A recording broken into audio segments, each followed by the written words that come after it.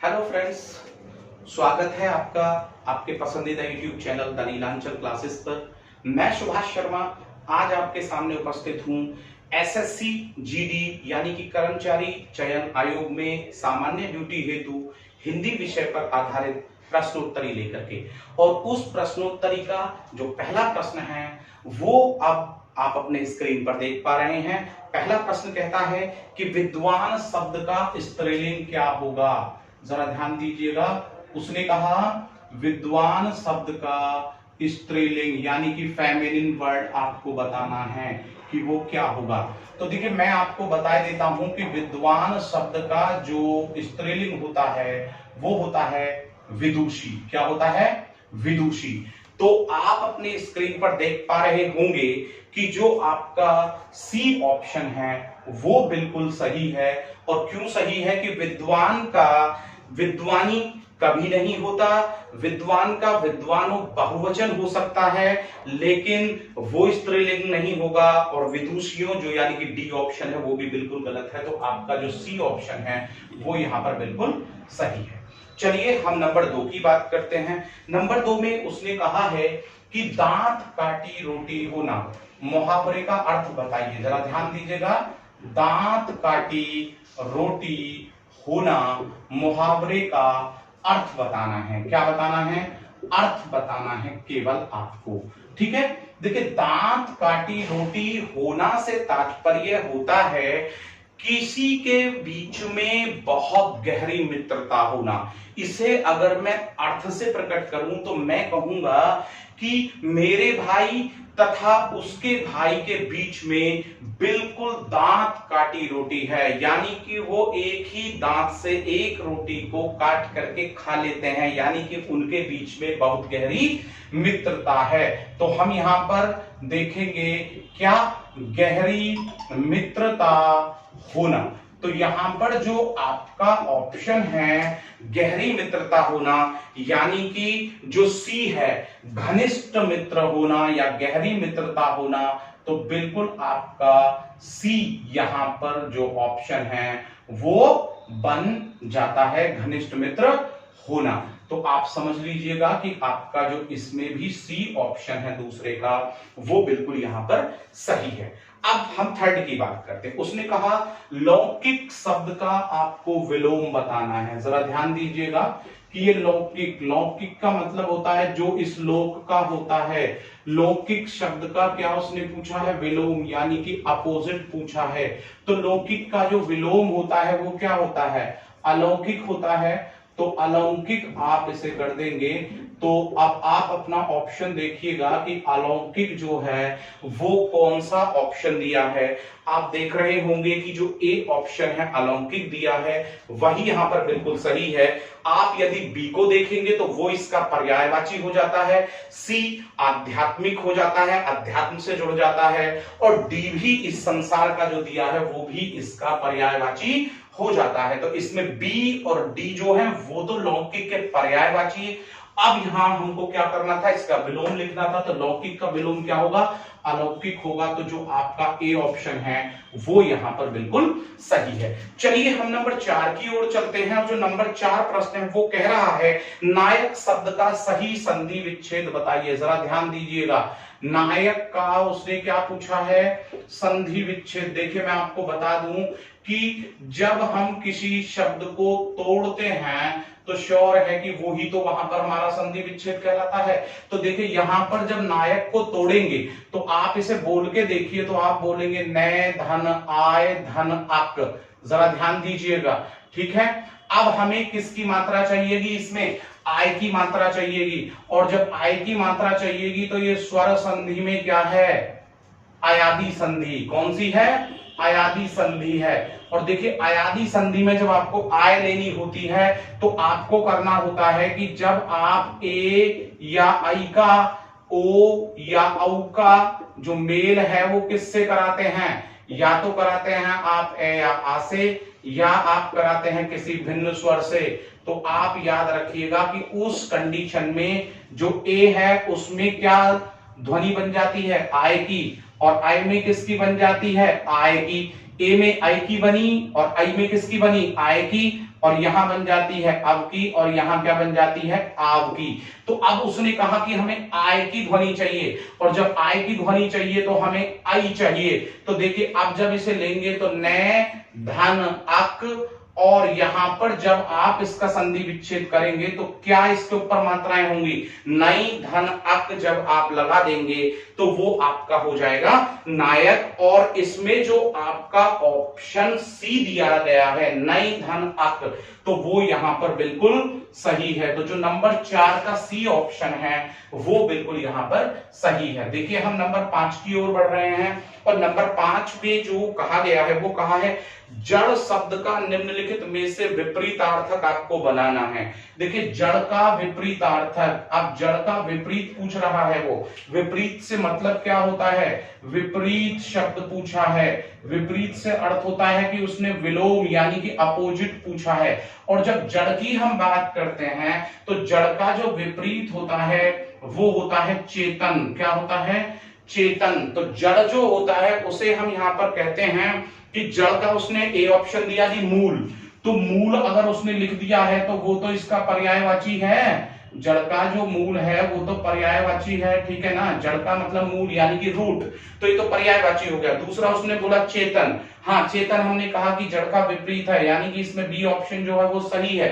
लेकिन जो सी दिया है उसने स्थूल बोला है, तो स्थूल का मतलब भी एक जगह स्थिर होता है, वो भी इसका पर्यायवाची हो जाता है। और लास्ट में उसने बोला है बुद्धि, तो ये भी यहां पर बिल्कुल गलत हो जाता है। तो आपका जड़ का जो बनेगा वो क्या बन जाएगा, यहाँ पर चेतन बन जाएगा, यानी कि जो बी ऑप्शन है वो बन जाएगा। चलिए अब हम यहां से नंबर 6 की ओर चलते हैं और देखते हैं कि जो नंबर 6 प्रश्न है वो आपका क्या कह रहा है स्क्रीन पर। उसने कहा अधिधन अक्ष का संधि विच्छेद, दोबारा से ध्यान दीजिएगा, अब उसने संधि विच्छेद दिया है अधिधन अक्ष, और उसका कहा है उसने कि हमें आपको इसका क्या बताना है, संधि शब्द बताना है कि वो क्या बनेगा।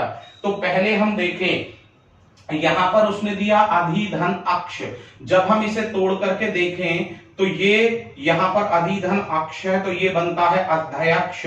और अध्यक्ष की जब हम बात करते हैं तो ये स्वर संधि है, और स्वर संधि में यह वैर किस में आता है, स्वर संधि में बताइए, जो यह वैर है दीर्घ गुण वृद्धि यण या अयादि, तो ये यण संधि में आता है। स्वर संधि में किस में आता है, यण संधि में। और जब आप क्या करते हैं, जब आप करते हैं ना ई ऊ और ऋ, ठीक है ना, इनका मेल यदि आप ए या आ से कर देते हैं या किसी भी भिन्न स्वर से कर देते हैं तो आप समझ लीजिएगा कि आपको ई का मेल करने से यह मिलता है, ऊ का मेल इनसे करने से वै, और ऋ का करने से क्या मिलता है, रे मिलता है। तो श्योर है कि अब आपको किसकी मात्रा चाहिए, यहां पर आपको यह की मात्रा चाहिए, और जब यह की मात्रा चाहिएगी तो इधर तो हमें अक्ष में ए मिल गया है, ठीक है, यह की मात्रा हमारे पास है, तो अब हमें क्या चाहिए ई, तो अधिधन अक्ष बराबर क्या हो जाएगा आपका, अध्यक्ष हो जाएगा। तो आपका जो ऑप्शन दिया है ए, तो वो यहां पर बिल्कुल सही है। और ये मैं आपको बता दूं कि ये स्वर में कौन सी संधि है, यण संधि है। तो आप जो नंबर आपका 6 है उसे बहुत अच्छे से समझ गए होंगे। जल्दी से नंबर 6 को पढ़िए और उसके जो ऑप्शन है वो मेरे पास भेजिए। नंबर 6 आपका प्रश्न यहां पर क्या कह रहा है, आप मुझे उसके बारे में यहां पर बताइए। अब नंबर 6 यहां पर कह रहा है आपका, नंबर 6 कहता है, तो 7 कहता है आपका नंबर जो 7 है वो कह रहा है चालाक शब्द का क्रिया विशेषण शब्द बताइए। क्या बोल रहा है वो नंबर 7 में, कि जो चालाक शब्द है उसका क्या बताना है हमें, क्रिया विशेषण, यानी कि हमें उसका एडवर्ब बताना है। क्या बताना है हमें उसका, एडवर्ब, क्रिया विशेषण, ठीक है। तो क्रिया विशेषण चालाक का क्या होगा, चलिए हम देख लेते हैं। पहले हम उसके ऑप्शंस को देखते हैं कि उसने ऑप्शंस में क्या क्या लिखा है। उसने यहां पर लिखा है चालाकी, चल, चालाकी से, और चालबाज। तो उसने लिखा चालाकी, चल, ठीक है ना, और एक लिखा चालाकी से, और एक लिख लिया चालबाज, ठीक है। अब जरा इन ऑप्शंस को देखिए आप कि इसमें से क्रिया विशेषण, पहले तो हमें यह समझना है कि ये क्रिया विशेषण क्या होता है। क्रिया विशेषण वो होता है कि जो क्रिया की विशेषता बताता है। तो चालाक का अगर हम कहें चालाकी, तो चालाकी की अगर हम यहाँ पर बात करते हैं तो चालाकी तो यहाँ क्रिया हो गई, जैसे कि मैं अभी यहाँ पर बोलूं उसने चालाकी की, तो उसने चालाकी की तो यहां पर ये क्रिया बन जाती है, तो इसे हम हटा दें। फिर उसने कहा चल, चल ऑलरेडी जो है यहां पर क्या है, चल यहां पर एक धातु रूप है। उसके बाद हमने कहा यहां पर चालाकी, और देखिए यहां पर जो चल है ये आपका जो इंपेरेटिव यानी कि जो आपका आज्ञावाचक वाक्य है वो भी बनेगा यहां पर। चल, आ, जा, उठ, बैठ, ये सब हमारे आज्ञावाचक में। चालाकी से देखिए जिसमें से या पूर्वक लग जाता है वो क्या हो जाता है, क्रिया विशेषण। मैं थोड़ा इसे समझा देता हूं, जैसे कि यहां बोला कि रवि ने चालाकी से, रवि ने चालाकी से मेरा पेन चुरा लिया, तो पेन चुरा लिया, तो चुरा लेना, तो चुरा लेने की विशेषता क्या है, चालाकी से उसको चुराया, तो श्योर है कि ये यहां पर क्या होगा, आपका क्रिया विशेषण। अब उसने कहा चालबाज, चालबाज क्या है यहां पर, चालबाज ऑलरेडी एक संज्ञा है, जैसे कि रंगबाज होता है, रंगरेज होता है, तो उसी प्रकार से चालबाज भी एक संज्ञा है। तो जो आपका सी ऑप्शन है नंबर 7 का वो बिल्कुल यहां पर सही है। चलिए हम यहां से नंबर 8 की बात करते हैं। उसमें कहा है अद्भुत रस का स्थायी भाव बताइए। देखिए उसने कहा कि अद्भुत रस का स्थायी भाव, जरा ध्यान दीजिएगा मैं आपको बता दूं।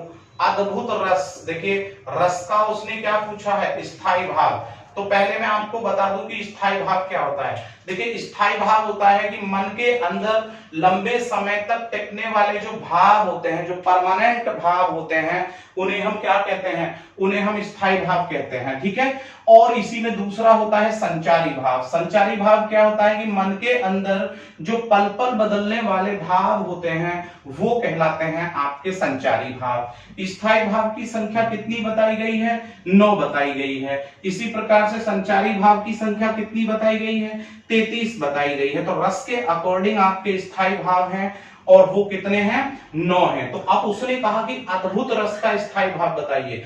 तो आप देखिए स्क्रीन पर जो आपके ऑप्शंस आ रहे हैं, तो अद्भुत का मतलब होता है आश्चर्य, और आश्चर्य है तो अद्भुत का जो स्थायी भाव होता है वो विस्मय या आश्चर्य ही आपका होता है। तो जो 8वें का जो आपका आंसर होगा वो आश्चर्य होगा। क्यों होगा आश्चर्य, इसे समझ लीजिएगा, मैं थोड़ा समझा देता हूं। अद्भुत में क्या मिलता है आपको, आश्चर्य ही तो मिलता है, ठीक है। तो जो आपका ऑप्शन ए है वो यहाँ बिल्कुल सही है। उसने ऑप्शन नंबर 2 दिया है यहाँ पर घृणा। तो घृणा किसका होता है, जो घृणा होता है स्थायी भाव, घृणा जो स्थायी भाव है वो बताइए किसका है, कौन से रस का होगा। तो आप बता सकते हैं मुझे कि घृणा किसका होगा, ठीक है। उसके बाद उसने बताया है मुझे कि दुख और प्रेम किसका होगा, ठीक है ना। जैसे मैं दुख को बता दूं कि भाई करुण रस का होता है, दुख किसका होता है, करुण रस का। प्रेम की बात की जाए तो भाई वात्सल्य रस में मिलता है, श्रृंगार रस में मिलता है, और ये दोनों इसी में ही तो चले जाते हैं, श्रृंगार रस। तो इसका जो स्थायी भाव होता है वो प्रेम ना होकर के क्या होता है, रति होता है। तो प्रेम को तो दिखाया नहीं जाता क्योंकि वो वात्सल्य रस में चला जाता है, ठीक है। अब उसने कहा कि भाई घृणा किसका होता है, अभी तक जवाब नहीं दिया किसी ने भी, इसलिए मैं लिख देता हूं कि ये विभत्स रस का होता है। तो श्योर है कि आपका जो 8वें का जो आंसर होगा आश्चर्य, वो बन जाएगा ए। चलिए हम नंबर 9 की ओर चल रहे हैं, और नंबर जो 9 है वो कह रहा है छंद के अंतर्गत आने वाले प्रथम तथा तृतीय चरण को क्या कहा जाता है। छंद के अंदर, अब देखिए पहले आप समझिएगा कि छंद के अंदर जो प्रथम और तृतीय चरण आता है उसे क्या कहा जाता है। देखिए इस तरीके से होते हैं ये जो चरण हैं, ठीक है ना। और जब हम चरण की बात कर रहे हैं तो उन्हें, उसने कहा कि प्रथम और तृतीय चरण को, ये प्रथम है, ये द्वितीय है, ये तृतीय और ये चतुर्थ है। देखिए गणित में जो प्रथम और तृतीय को माना जाता है वो विषम माना जाता है, यानी कि ओड माना जाता है, और जो 2 और 4 होते हैं उसे इवन माना जाता है, यानी कि सम।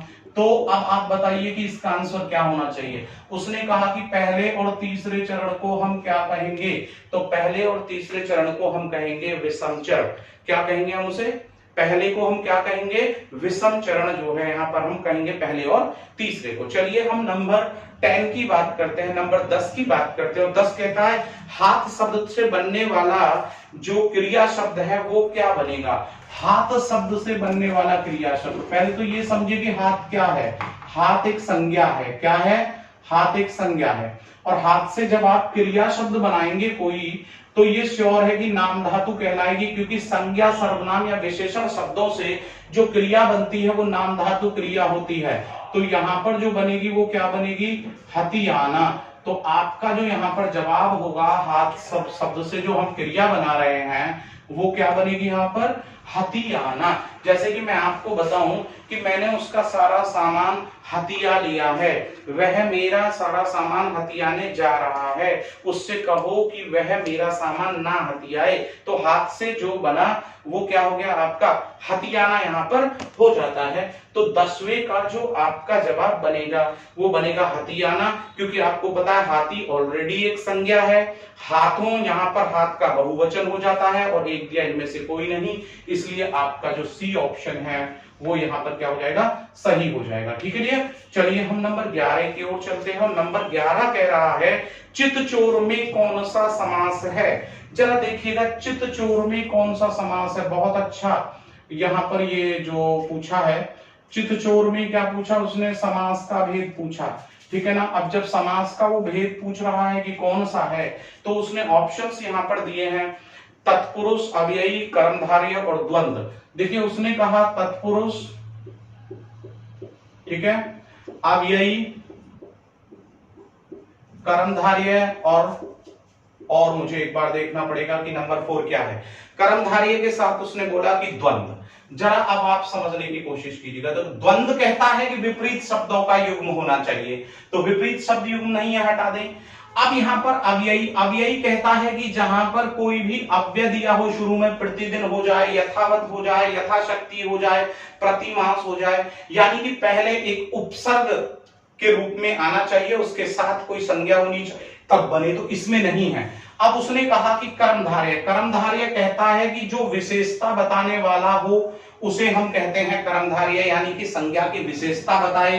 अब यहां कहा तत्पुरुष, तो देखिए तत्पुरुष में भी ये जो है वो कौन सा है, कर्म तत्पुरुष है, क्योंकि जब इसका आप तोड़ करेंगे तो चित्त का चोर है जो, तो चित्त का चोर है जो, जरा ध्यान दीजिएगा, चित्त का मतलब क्या होता है, मन, तो मन का चोर है जो, तो इसमें किसका यहां पर लोप हुआ, का, और यहां पर होता है तो चित्त को चुराने वाला। तो जरा ध्यान दीजिएगा, चित्त को चुराने वाला चित्त का चोर है, तो मन को चुराने वाला जो है तो कौन सा हो गया यहां पर, कर्म तत्पुरुष हो गया। इसे हम ऐसे भी कर सकते हैं, चित्त को चुराने वाला चोर। ठीक है ना। अब जरा देखिए यहां पर, तो कर्ता ने कर्म को किस में आता है, कभी आप समझ लीजिए कि ये संबंध तत्पुरुष में चला गया, तो ये यहां पर हो गया आपका तत्पुरुष, यानी कि जो आपका ऑप्शन ए है वो यहां पर बिल्कुल सही है। चलिए अब हम यहां से आगे चल रहे हैं और नंबर 12 की हम बात कर रहे हैं। नंबर 12 लिखा है गेरुआ में प्रयुक्त प्रत्यय आपको बताना है। जल्दी से बताइए कि गेरुआ में जो प्रयुक्त प्रत्यय है वो कौन सा है, गेरुआ। ठीक है ना। अब उसने कहा कि भाई गेरुआ में जो प्रयुक्त प्रत्यय है वो क्या है। जरा देखिए मैं लिख देता हूं, गेरुआ हम ऐसे ही तो लिखते हैं गेरुआ, ठीक है। तो देखिए यहां पर जब उसने बात की है गेरुआ की, तो ठीक है, अब गेरुआ उसने लिखा तो गेरु, तो यहां पर हमें क्या मिल रहा, गेरु धन हुआ, तो गेरु धन हुआ, ठीक है ना, एक ऑप्शन। अब दूसरा उसने बोला गेरु धन हुआ, क्योंकि ऊ की मात्रा मिल रही है, तो हमें गेरु तो यहां मिल ही गया और उआ और मिला, क्योंकि बड़े ऊ की मात्रा मिल रही है, तो गेरु धन उआ बराबर क्या हो जाएगा, गेरुआ। तो अभी तक तो होना चाहिए आपका यहां पर ऑप्शन ये। अब हम ऑप्शन देख लेते हैं। उसने ऑप्शन यहां पर दिए हैं उवा, आ, उआ और उआ। देखिए पहला दिया उसने उवा, फिर उसने कहा आ, और फिर उसने यहां पर एक कहा है उआ, और एक उसने यहां पर कहा है उआ।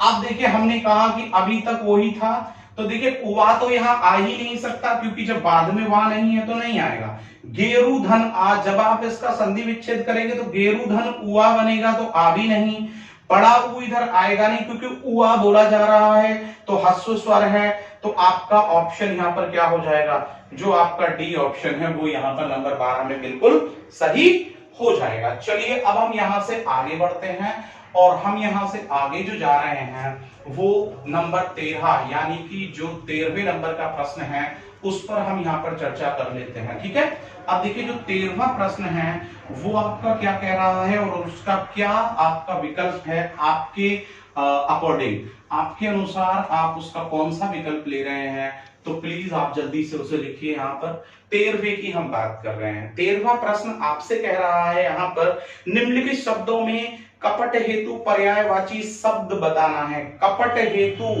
तो देखिए यहां पर उसने 13वें में कहा है कि कपट का पर्यायवाची, किसका पूछा है उसने, कपट, और कपट का उसने पर्यायवाची पूछा है। पर्यायवाची यानी कि सिनोनिम शब्द उसने यहां पर पूछा है, कपट का पर्यायवाची। तो देखिए उसने पहला यहां पर कपट का ऑप्शन जो दिया है वो दिया है क्रूर।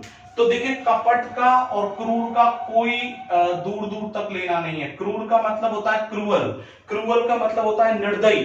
तो कपट और क्रूर, देखिए कपट का मतलब होता है किसी को धोखा देना, क्रूर का मतलब धोखा देना नहीं होता, यानी कि हम इसको यहाँ पर रॉन्ग कर देते हैं। दूसरा उसने यहाँ पर बोला है आपका प्रवंचना, ठीक है ना, दूसरा उसने क्या बोला है, प्रवंचना। प्रवंचना का मतलब होता है किसी को धोखा देना, तो प्रवंचना का मतलब है टू चीट, यानी कि किसी को ठगना। तो बिल्कुल यहां पर अभी ये ऑप्शन होना चाहिए इसका बी, लेकिन अभी हम सी की ओर चलते हैं और सी इसने दिया है यहां पर द्रग। अब द्रग से तात्पर्य क्या है हमें ये समझना होगा। देखिए द्रग, द्रग से तात्पर्य होता है हमारा आई, और आई से तात्पर्य होता है हमारा आंख। तो कपट का मतलब आंख तो नहीं हो सकता है, तो हमें सी को भी यहां पर रॉन्ग करना होगा। और देखिए लास्ट में दिया विभू, और देखिए ये वर्ड बहुत ही अच्छा है विभू। तो देखिए मैं आपको बता दूं कि विभू से तात्पर्य होता है सोल, सोल यानी कि जो आत्मा होती है। तो कपट का मतलब आत्मा भी नहीं होता है, तो ये भी रॉन्ग हो जाता है। तो अब आपके सामने जो ऑप्शन बचता है इसमें वो क्या बच जाता है, वो ऑप्शन बचता है कि जो आपका कपट से तात्पर्य है वो किससे है, प्रवंचना से, यानी कि जो 13वां प्रश्न है उसका जो आपका बी है वो यहां पर बिल्कुल सही है। चलिए नंबर 14 की बात करते हैं। हलधर से तात्पर्य पूछा है उसने, क्या पूछा है नंबर 14 में, हलधर से तात्पर्य, हलधर मीन्स पूछा है उसने, हलधर से तात्पर्य। देखिए तो अब उसने जब कहा हलधर से तात्पर्य बताइए कि क्या होगा। देखिए हलधर का मतलब है कि वो हल को धारण करते हैं, जो तो बैल हो सकते हैं, ठीक है ना, और हल को जो धारण करते हैं वो आपके कृष्ण के भाई यानी कि बलराम, जिसे बलदाऊ बोल देते हैं, वो भी हो सकते हैं। और जो हल को धारण करता है क्या वो किसान नहीं हो सकता, हो सकता है। तो इसमें ये तीनों ही जो ऑप्शन है वो सही है। तो जो आपका ऑप्शन डी बनता है कि उपरोक्त सभी, यानी कि सभी को हमें बताना पड़ेगा कि ये जो सभी हैं वो आपके बिल्कुल यहाँ पर सही हैं, ठीक है ना। चलिए हम यहाँ पर 15वें की बात करते हैं। 15वें की देखिए मैं फिर से बता दूं, 15वें से पहले की नंबर 14 में अगर आ जाएगी हलधर एक वर्ड आ जाए तो क्या श्लेष अलंकार नहीं होगा। श्लेष का मतलब होता है जहां शब्द एक हो और अर्थ बहुत सारे निकल करके आ रहे हो। तो अब 15वें की हम बात करते हैं और देखिए 15वां कह रहा है दीवारों पर बने चित्र हेतु एक शब्द बताइए। बहुत अच्छा प्रश्न है, दीवार पर बने चित्र। तो दीवारों पर जो चित्र बनते हैं उन्हें क्या कहते हैं, दीवारों पर बने चित्र। तो देखिए उसने जवाब दिए हैं कि भाई दीवारों पर बने चित्र को हम दीवार चित्र कहते हैं। ये एक बिल्कुल एब्सर्ड यहाँ पर जो रिप्लाई है वो होगा। तो यहाँ पर जो है दीवारों पर बने चित्र दीवार नहीं हो सकते। जैसे मैंने कहा था ना कि जो मुहावरे में शब्द आए हैं, कोलू का बैल होना, तो इसका मतलब होता है अत्यंत परिश्रमी होना, पूरे दिन काम में तल्लीन रहना। इसका मतलब ये नहीं है बैल से जुड़ जाएगा वो। इसी प्रकार से जब दीवार चित्र दिया तो उसे हम दीवार चित्र नहीं कह सकते, दीवार पर बने चित्र को दीवार चित्र नहीं कहेंगे। फिर कहा कलाकृति, कलाकृति सभी होती हैं इसलिए ये भी नहीं हो सकता। अब दिया भित्ति चित्र या इनमें से कोई नहीं, बिल्कुल सही है। दीवार पर बने जो चित्र होते हैं उन्हें हम क्या बोलते हैं, भित्ति चित्र बोलते हैं। और ये बिल्कुल आपका जो ऑप्शन सी है 15वें का वो यहां पर बिल्कुल सही है। चलिए हम नंबर 16 की ओर चलते हैं। अंगूठी शब्द का तत्सम, जरा इस पे ध्यान देना है। अंगूठी यानी कि रिंग, और रिंग पर जब वो बात कर रहा है तो अंगूठी का उसने क्या पूछा है, तत्सम शब्द उसने पूछा है, अंगूठी का तत्सम। पहले तो ये देखना है कि ये तत्सम शब्द होता क्या है। तत्सम शब्द यानी कि जो संस्कृत शब्द होता है वो आपका तत्सम शब्द होता है। जो इसका टूट होता है, जो टूट जाता है, वो होता है तद्भव शब्द। तो उसने देखिए इसमें जवाब जो दिया है अंगूठी में, जो उसने कहा है, तो वो उसने यहां पर कहा है कि अंगुष्ठिका, अंगुष्ठिकी, अंगुष्ठिका या इनमें से कोई नहीं। तो देखिए पहले दिया अंगुष्ठिका, क्या दिया, अंगुष्ठिका, ठीक है। दूसरा उसने जो आपका ऑप्शन दिया है वो उसने दिया है अंगूठिका।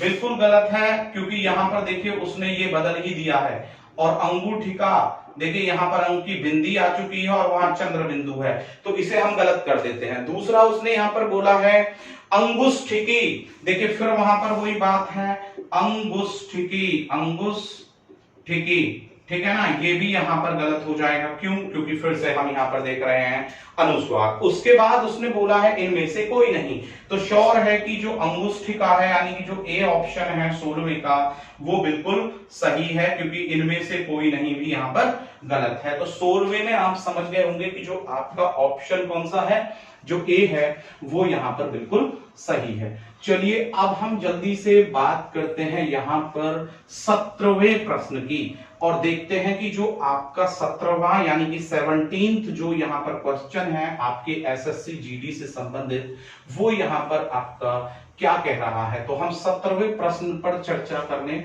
चलते हैं। तो देखिए यहां पर जो 17वां प्रश्न है उसने आपसे कहा है कि ए मुकेश यहां आओ, इस वाक्य में कौन सा कारक है। जरा ध्यान दीजिएगा दोबारा से।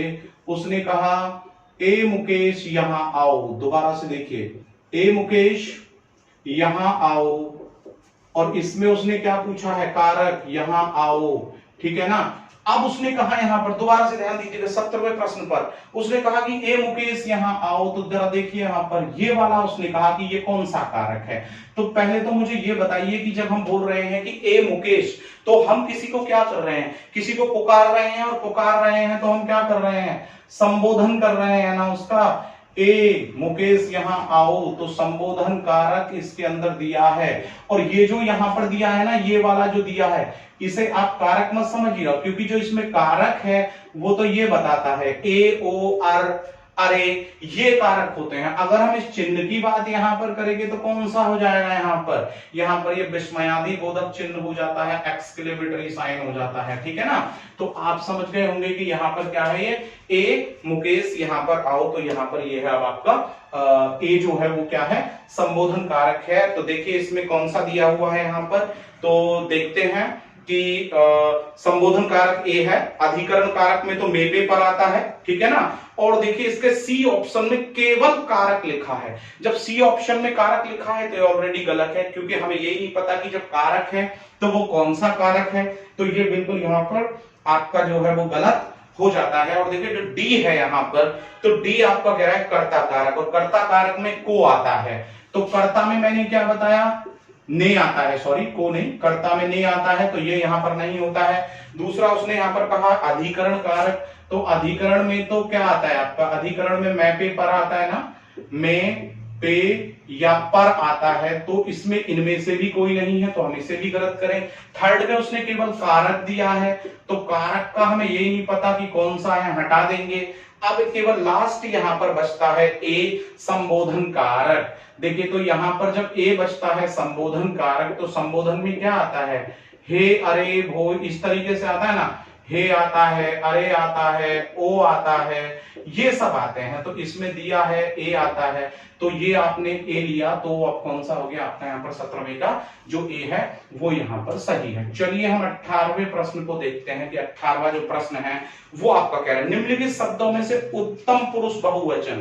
पहले तो ये समझिए कि उसने कहा कि उत्तम पुरुष, ये देखिए हम उसमें जा रहे हैं पुरुषवाचक सर्वनाम में, और उत्तम पुरुष में उसने क्या पूछा है, बहुवचन शब्द पूछा है कि इसमें कौन सा होगा। अब पहले जरा यहाँ पर गौर दीजिएगा कि उत्तम पुरुष का बहुवचन शब्द, उत्तम पुरुष में पहले ये समझिए कि क्या आता है, मैं तथा हमसे जुड़े सभी शब्द, मैं तथा हम से जुड़े सभी शब्द, मैंने सर्वनाम अभी पढ़ाया था, ठीक है ना, से जुड़े सभी शब्द आते हैं, ठीक है, पुरुषवाचक सर्वनाम है ये। अब मैं या हम का बहुवचन हमें देखना है कि वो कौन सा बनेगा। तो देखिए उसने पहले कहा मेरा, तो माई के साथ जब मेरा है तो मेरा तो अपने आप में सिंगुलर है, एक वचन है, हटा देंगे। फिर उसने कहा उसका, उसका तो वह हो गया और वह के साथ उसका आया तो ये तो अन्य पुरुष में चला गया, इसे बिल्कुल हटा देंगे। फिर उसने यहां पर कहा हमारा, बिल्कुल सही। जब यहां पर हम शब्द दिया है तो हम शब्द में जब हम देखेंगे हमारा तो श्योर है कि ये ही तो हमारा बहुवचन शब्द बनेगा, उत्तम पुरुष का जो बहुवचन बनेगा। आगे कहा तुम्हारा, अब तुम्हारा तो तुमसे आया और तुम शब्द क्या है, मध्यम है, मध्यम पुरुष है, तो हम इसे भी हटा देंगे। तो अब हमारे पास जो हमारा ऑप्शन दिया है वो दिया है सी में। अब सी में दिया है तो श्योर है कि जो हमारा 18वें का सी है वो यहां पर बिल्कुल सही हो जाएगा, ठीक है। चलिए 19वां, महाधन उदय का संधि विच्छेद। महाधन उदय का संधि विच्छेद उसने यहां पर दिया है। अब वो कह रहा है कि ये बताइए कि इसमें भेद कौन सा बन रहा है आपका और संधि शब्द कौन सा बन रहा है। देखिए उसने तो शायद संधि शब्द आपसे पूछा है महाधन उदय।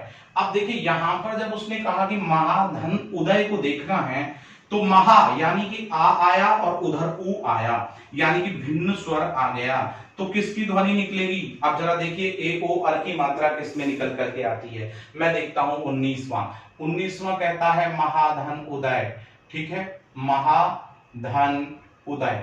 और इसमें उसने पूछा का संधि शब्द बताना है। क्या बताना है, संधि शब्द आपको बताना है। तो संधि शब्द महाधन उदय का पहले हम ये देखें कि इसमें बनेगा महाधन उदय का महोदय। क्या बनेगा, महोदय। अब आप कहेंगे कि महोदय ए ओ आर किस में आता है, ये स्वर संधि के गुण में आता है। किस में आता है, स्वर संधि के गुण में आता है। कैसे आता है, ये ऐसे आता है कि जब आप ए या आ का मेल कराते हैं किसमें, ई ऊ या ऊ और ऋ में, तो आपको क्या मिलता है वहां मिलता है आपको ए ओ और आर की मात्राएं आपको मिलती हैं, राइट है, ये रिजल्ट मिलता है हमको, राइट है।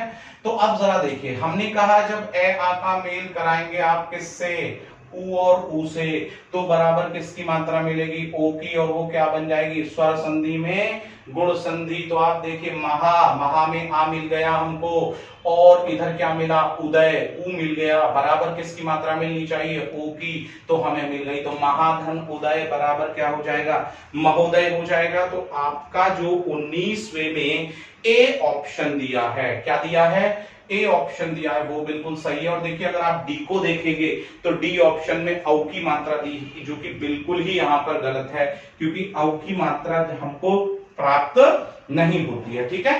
अब हम यहां से आगे बढ़ रहे हैं, और जब हम आगे बढ़ रहे हैं इस संधि के भेद में औ की मात्रा ना मिलते हुए कहते हुए, तो यहां पर हमें 20वां प्रश्न मिल रहा है। और 20वां जो प्रश्न है वो आपका कह रहा है मृत्युंजय पद में कौन सा समास है। देखिए मृत्युंजय, पहले तो ये समझना है कि जितने भी पौराणिक नाम होते हैं वो किस में जाते हैं, बहुव्रीहि में जाते हैं। तो मृत्युंजय, ठीक है ना, तो मृत्युंजय की हम बात करें तो शिव को बोला गया है, मृत्यु पर विजय जो प्राप्त करता है शिव। तो जब यहां पर शिव आ गया, एक पौराणिक नाम और आ गया, और प्रथम पद भी समाप्त हो गया, मृत्यु पर जय करने वाला, मृत्यु पर विजय प्राप्त करने वाला, तो एक तीसरा पद मिल गया हमको। और जहां पर तीसरा पद प्रधान होता है और प्रथम और द्वितीय पद का लोप हो जाता है, वहां पर क्या हो जाता है, अब यहाँ तीसरा पद प्रधान हो गया, तो श्योर है कि यहाँ बहुव्रीहि है। क्या है, बहुव्रीहि समास है। तो आप देखिए कि क्या आपका जो ऑप्शन है वो बहुव्रीहि दिया हुआ है या नहीं दिया है। हाँ बिल्कुल यहाँ पर दिया है, बहुव्रीहि सी में दिया है। तो सी जो इसका ऑप्शन है वो यहाँ पर सही होगा। अब मैं आपको बता दूं कि इसका ए सही क्यों नहीं है। ए में दिया कर्मधारय। कर्मधारय होता है कि जहां पर किसी शब्द की विशेषता बताई जा रही हो तो वहां पर कर्मधारय होता है, इसमें विशेषता नहीं बताई जा रही, ठीक है। अब दूसरा कहा, और मैं आपको एक बात और बता दूं कि जो कर्मधारय होता है उसमें उत्तर पद प्रधान होता है, जबकि बहुव्रीहि में एक अन्य ही तीसरा पद प्रधान होता है, यानी दोनों पदों की कोई प्रधानता नहीं होती है। फिर उसने कहा दूसरा यहाँ पर द्वंद्व, द्वंद्व में विपरीत शब्द मिलते हैं, इसलिए ये भी नहीं हो सकता। और नंबर डी जो दिया वो दिया द्विंगु, और द्विंगु कहता है कि उसमें संख्या आती है। तो इसमें तो प्रथम और द्वितीय पद की प्रधानता समाप्त हो गई क्योंकि तीसरा पद मिल गया हमको प्रधान। प्रधान से मेरा मतलब है कि एक अलग ही पद अपनी प्रधानता लेकर के आ गया, जबकि समास में केवल कितने पद होते हैं? दो ही पद होते हैं, प्रथम पद तथा उत्तर पद। और ये जो तीसरे पद की प्रधानता होती है बहुव्रीहि में ही होती है, यानी कि इसमें एक अन्य शब्द प्रधान होता है, इसलिए बहुव्रीहि हो गया। चलिए अब हम 21वें की ओर चलते हैं, 21 को देखते हैं। सेब खाया जाता है, इस वाक्य में कौन सा वाक्य है? अब वाच्य पूछ रहा है वो, सेब खाया जाता है। अरे सेब खाया जाता है, अगर वो इसको ऐसे बोलता राहुल सेब खाता है, तो श्योर है ये कर्ता वाच्य होता, क्योंकि मैं आपको बता दूं वाच्य 3 होते हैं, एक कर्ता या कृतवाच्य, दूसरा होता है आपका कर्मवाच्य और तीसरा होता है आपका भाववाच्य। ठीक है, अब जहां पर क्रिया जो होती है ना, क्रिया जो होती है वो किसके अकॉर्डिंग आ जाए? कर्ता के अनुसार, तो वहां कर्तृवाच्य होता है। जहां कर्म के अनुसार आ जाए वहां कर्मवाच्य होता है, और जहां भाव के अनुसार आती है वहां क्या होता है? भाववाच्य। तो खाया जाता है, ठीक है ना, सेब खाया जाता है। अगर इस वाक्य को ऐसे बोलते कि राहुल सेब खाता है, तो ये कर्तवाच्य हो जाता। अगर इसको हम ऐसे बोलते कि राहुल के द्वारा सेब खाया जा रहा है, ये कर्मवाच्य हो जाता। लेकिन अब उसने बोला सेब खाया जाता है, तो श्योर है कि ये क्या है? आपका भाववाच्य है। तो आपको ये देखना पड़ेगा कि जो आपका यहाँ पर ऑप्शन है सेब खाया जाता है, उसमें भाववाच्य कौन सा दिया है? भाववाच्य आपका सी दिया है, तो श्योर है कि आपका जो ऑप्शन नंबर सी है इसमें वो बिल्कुल सही है। ऐसे प्रश्नों पर मैं कई बार जो आपकी अभ्यास प्रश्न हुए हैं तो उन पर हम चर्चा कर चुके हैं। ठीक है, तो आप उसको देख सकते हैं और भी उन्हें देखेंगे तो आपकी जो प्रैक्टिस है वो अच्छी बनेगी, और जितनी आप प्रैक्टिस करेंगे उतनी ही सफलता के जो चांसेस हैं आपकी परीक्षा में वो बढ़ जाएंगे। ठीक है, अब यहां से हम आगे बढ़ रहे हैं और किसकी बात कर रहे हैं? नंबर 22 यानी कि 22वें प्रश्न की बात कर रहे हैं। तो देखिए 22वां जो प्रश्न है वो आपका यहाँ पर क्या कह रहा है उसे थोड़ा सा आप समझिएगा। 22वें प्रश्न ने आपका कहा है घी शक्कर में कौन सा समास है? जरा ध्यान से देखिएगा। 22वें प्रश्न में कहा घी शक्कर में आपका कौन सा समास है? तो घी शक्कर में समास, पहले तो हमें इसके उदाहरण देखने, जो विकल्प है वो देखने कौन कौन से दिए हैं। पहला दिया है तत्पुरुष। तत्पुरुष कहता है कि जिसमें विभक्ति चिन्ह का लोप हो रहा हो वही क्या कहलाता है? वही कहलाता है आपका तत्पुरुष। तो घी शक्कर को जब आप समास विग्रह के रूप में लेकर के आएंगे तो वहां पर आपको कोई विभक्ति चिन्ह नहीं दिखता, इसलिए तत्पुरुष नहीं है। दूसरा आपको ऑप्शन दिया द्विंगु।